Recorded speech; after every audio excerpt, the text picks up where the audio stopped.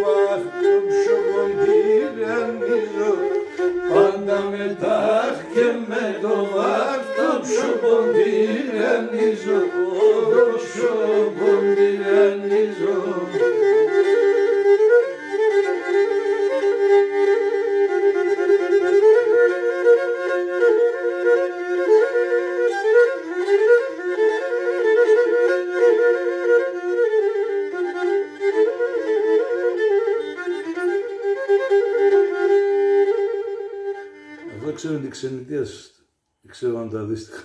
Έτσι. Έτσι έφερα. Θεματολογία, ωραία.